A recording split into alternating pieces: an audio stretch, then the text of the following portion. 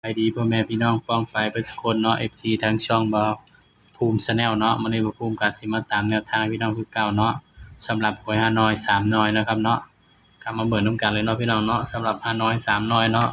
สำหรับน้อยรอบพิเศษเนาะออกพี่น้องรอบพิเศษออกเนาะ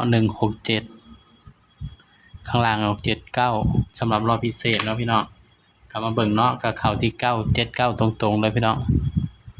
นี่เข้าตรงๆเลยเนาะครับเนาะนี่แล้วก็มา6-7ตัวกราฟเนาะพี่น้องเนาะนี่สำหรับรอบพิเศษก็ถือว่าปังเนาะพี่น้องเนาะนี่สำหรับรอบปกติเนาะพี่น้อง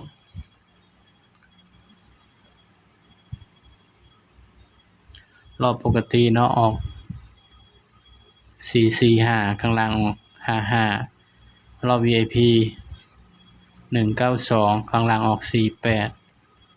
สำหรับรอบ VIP เนาะก็เข้าแต่ตัวเด่นพี่น้องนี่8 74 81 64ขาด84เนาะพี่น้องบ่าวภูมิจับให้แต่สูตร3ตัวเนาะ482รอบ VIP เนาะ92บ่มีเนาะพี่น้องเนาะก็เข้าแต่น้อยพิเศษเนาะครับเนาะสำหรับมื้อนี้เนาะสำหรับตัวเด่นนี่ก็เข้าทั้ง3ตัวเนาะครับเนาะนี่ก็ไปกันต่อเลยพี่น้องของวันที่6ตุลา68เด้อพี่น้องเด้อบัดนี้สำหรับแนวทางหวยฮานอยเฮาเนาะพี่น้องเนาะตามกันต่อเลยครับ3น้อยคือเก่าเนาะครับเนาะนี่3น้อยคือเก่าเด้อพี่น้องเด้อนี่งวดวันที่6ตุลา68เนาะครับเนาะ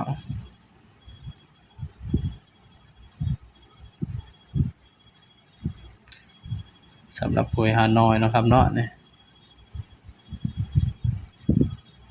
บ่าวภูมิก็ให้เพื่อเป็นแนวทางเท่านั้นเนาะพี่น้องเนาะย้ำว่าตัวเลขก็มีเข้ามีหลุดเนาะพี่น้องให้แบบเป็นน้อยรวมเนาะครับเนาะนี่ถ้าให้หลายน้อยหลายเดี๋ยว FC ก็สับสนเนาะสมมุติว่าเป็นแยกน้อยให้แล้วก็ให้น้อยรวมนำเนี่ยนี่ FC ก็สับสนพี่น้องว่าสิเอาน้อยรวมหรือสิเอาแยกน้อยดีเนาะพี่น้องถ้าแยกน้อยมันก็ดีอย่างหนึ่งแบบว่าบางคนก็ลิ้นแต่น้อยปกติเนาะก็ลิ้นปกติไป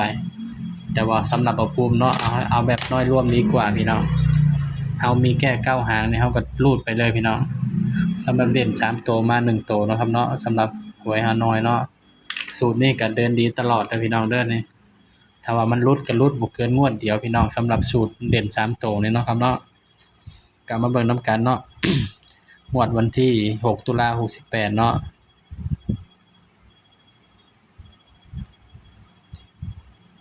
มันก็ได้เด่นตัวเก่าแล้วพี่น้องก็ยังได้เด่น6 7 8คือเก่านะพี่น้องเด้อสำหรับเด่นก็เนาะตามสูตรเฮาก็ได้เด่นตัวเก่าพี่น้อง6 7 8สำหรับตัวเด่นเบอร์อื่นเนาะบ่าวก็จะให้เด่นไปที่6กับ7เนาะ8ก็คือตัวรองนะครับเด้อพอมันได้เด่นตัวเก่าเนาะครับเนาะเด่นตัวเก่าพี่น้องก็มาจับคู่นำกันเลยบัดนี้พี่น้องจับตัวเด่นก่อนนะครับเนาะ6ก่อนพี่น้อง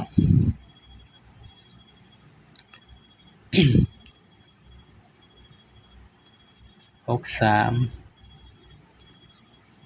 62 63 65 64 72 73 75 72 73 75 74 8 82 83 85 89นี่ก็3น้อยเนาะครับเนาะสำหรับตัวเด่นเนาะให้เด่นไปที่6กับ7เนาะพี่น้องเอาผู้ให้เด่น2 4 6 8หางนี่เนาะ8คือตัวรองเนาะครับเนาะนี่ย้ำว่าตัวเลขก็ให้เพื่อเป็นแนวทางเด้อพี่น้องเด้อมีเข้ามีหลุดเนาะครับเนาะถ้าว่ามักก็ตามบ่มักก็เลื่อนผ่านเนาะพี่น้องเนาะบ่ภูมิก็ให้เพื่อเป็นแนวทางเนาะสำหรับชุด3ตัวเนาะพี่น้อง890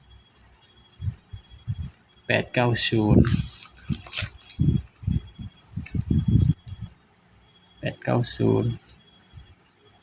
ล้วก็879